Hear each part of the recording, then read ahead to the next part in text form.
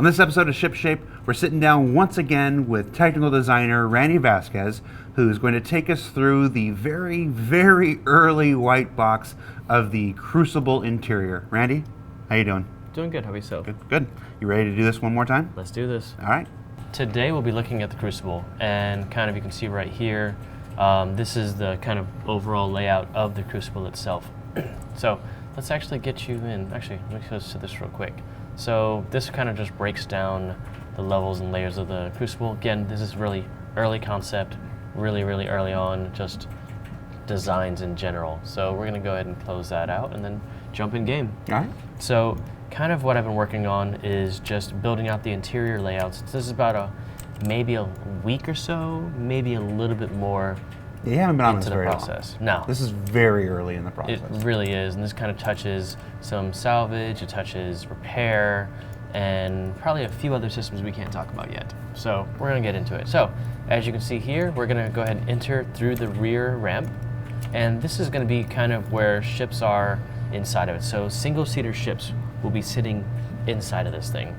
Hornets, Gladius. Yeah, things like that, smaller ships that can be repaired internally.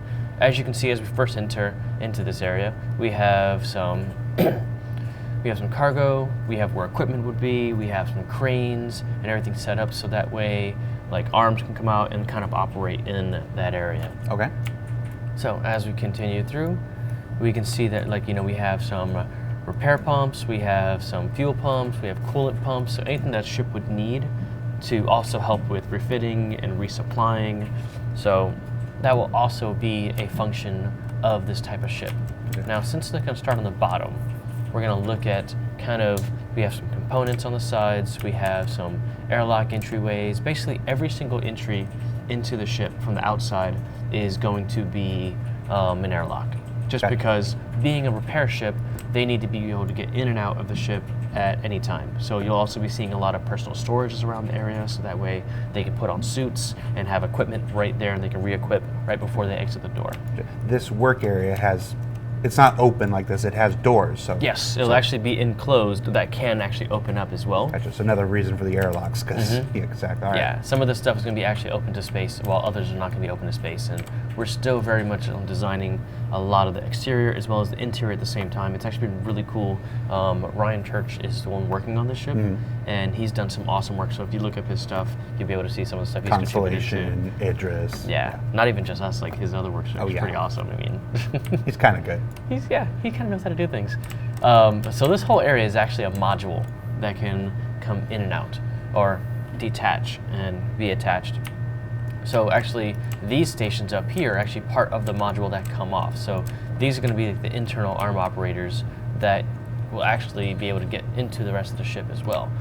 And those arm operators will be taking care of like these cranes that are built along the sides, and then they'll be kind of manipulating them. So let's get inside the ship. Okay. So like I said before, everything has airlocks. We have 2 entryways on either side. Ideally, I kind of see it working kind of like how like a kitchen crew would work, where they go in one door and they only exit the other door, so that way the crew is always trained to kind of do that. It kind of makes sense flow-wise, right? Like if the crew is trained that way, then it just makes it easier. I'm like, all right, I'm entering. You never have to worry about yelling, make a hole, and then everybody kind of get congested. Exactly. Now this middle area right here is an airlock that is actually an elevator. So like the Constellation, you know how the middle part of the Constellation kind of just drops down so that people can load stuff on. So that kind of follows suit actually. As you see here, I have 36 SCU that's able to go on this elevator, and this will be able to load things. What is this? Oh, it's another entry. So this will be an entryway, like an elevator for personnel, and then they enter through here. As you can see, kind of just shares that space. So this first area is going to be, as it says, loading and storage. We could load storage here, we could have equipment here. It kind of depends on what the crew wants to do. And this is going to be where like EVA, suits, and everything is stored. Okay. Right. This central area is another elevator that is going to be serving the whole entire ship. So this will take you actually into the rest of the ship. So let's go up. Okay, this is in the center of that cylindrical area. All right. Yep. So going up, we have engineering. So engineering will have a lot more components and piping and everything to basically keep the ship running. So as you see here, we have like an engineering station, and this is where the engineer is going to basically have most of his job.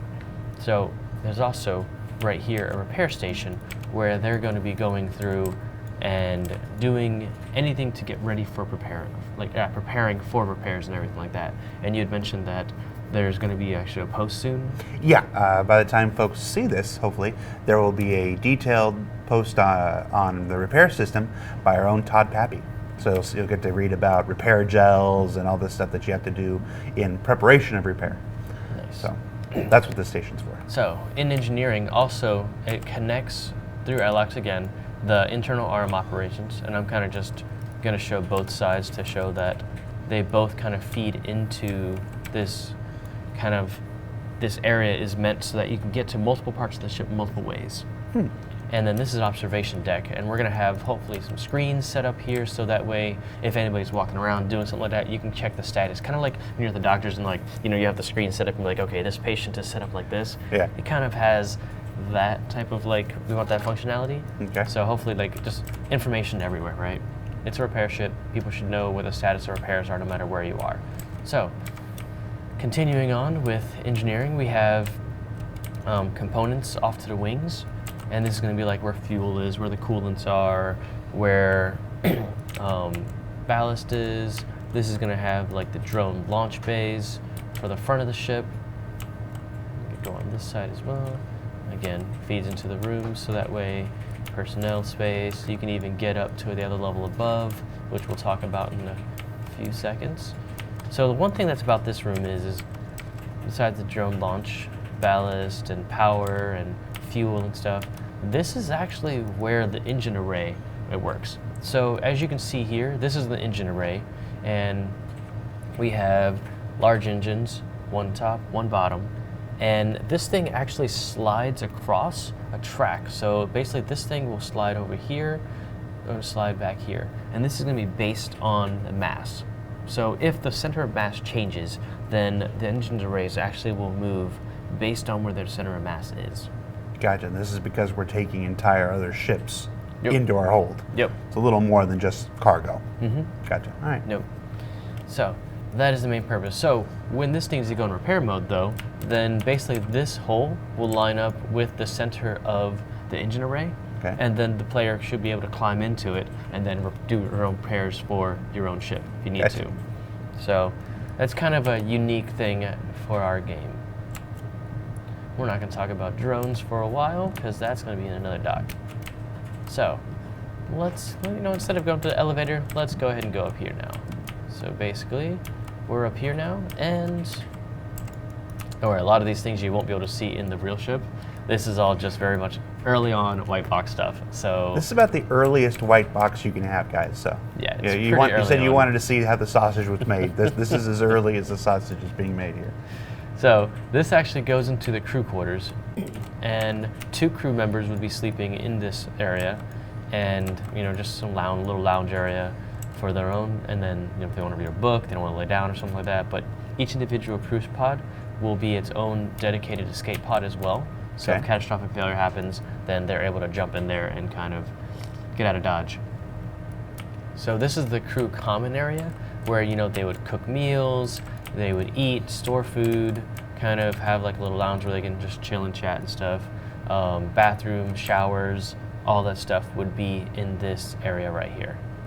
And then on the other side, more of the same. That way I kind of keep it separated a little bit. Yeah.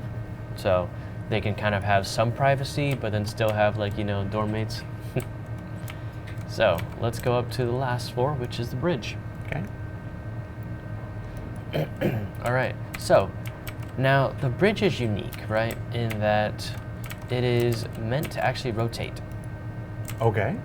So we're still figuring out the designs, whether it's going to be the interior only rotating or if it's going to be the whole entire top part rotating. And Gotcha. the reason why this would be rotating is we have 3 crew members up here, right?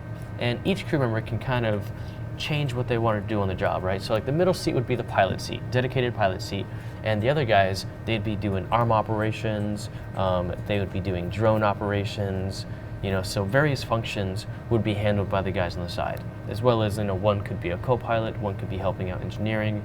The engineering station is probably the main station that's doing just that, but then also the engineer would probably go over and take care of repair preparations and probably anything else they want to do, right? Even though this ship is only manned by 4 people, there's at least 7 stations on this thing. Yeah, so that way people will need to actually switch around, do different things. So this ship will keep people busy. So you've got the arrows on the floor there. I should have guessed it was going to turn around. Yeah, it's one of the things we're working on. So as we said before, airlocks everywhere. We have escape pods here, 2 more over here, so that way the crew can get out if they're either in the bridge or if they're in the crew quarters. So there's always something they can reach, right? Gotcha. So right here, this airlock actually will take them out to this area right here. So if there's something they need to get to really quickly, they can EVA out, and this is right on top of the observation deck. And again, they can kind of EVA out again and go down to different levels. People I see kind of swarming all over the place and kind of just going from there. So we kind of wanted to keep that as in it is a repair ship. It is meant to be entered and exited quickly, to be able to get to different areas, different levels really easily based on what the needs of the ship is. Very cool. So I think Ryan had talked about things where the seats themselves are actually going to be on tracks. So based on what is happening with the ship, then basically you get better visibility. So like these things will be moving forward, or these things will be moving backwards. Like there's still a bunch of things that we have to work out and kind of go from there. So, and then once these things are turned over here, then this is the view that they'd be seeing. So they can kind of overview everything and look over everything. All right, so let's do something real quick. I want to show you guys this is what the ship kind of looks like when we have other ships. As you see, I started with some smaller ships, kind of placing them around inside here. I have like an Argo in there. I have some other things like the Constellation, the Retaliator, and we can kind of see with the thing open, these things can fit up to a point. And then that's when these arms kind of will unfurl and start doing some of the repair. So, and for even larger ships, drones and these repair arms will be used. Gotcha. So it really depends on the different type of repair that they will need to get done. They'll use different tools to repair it. Gotcha. And so this is why you'd want the command module to rotate, because when you have such a large ship in here, the existing observation deck, when you end up looking at the underside of the Retaliator there. Yep. So, gotcha. So really quickly, I'm going to actually turn on this thing so you guys can see, you guys get a good look of kind of what we've been working with and just building up right here. And let's go ahead and turn it on there. So now we can kind of see all of the stuff fitting inside the ship. So we've been kind of rebuilding the ship piece by piece, kind of just based on functionality and where we kind of saw things fitting. Very cool. One thing we didn't talk about was the turrets up top. Turrets. So all the turrets are going to be remote turrets. So that way these people on the side right here, when they're not doing other things, they can actually turn into turret gunners, and without switching from their stations. Everything's going to be super modular, as in like people are going to be switching jobs really quickly on the ship just to kind of feed the need of the ship at that time. Very cool.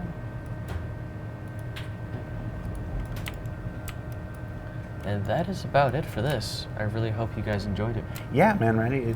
I don't think it can be said enough. We and everybody in the community appreciate you taking the time to do these for us. Yeah, this is an exciting ship.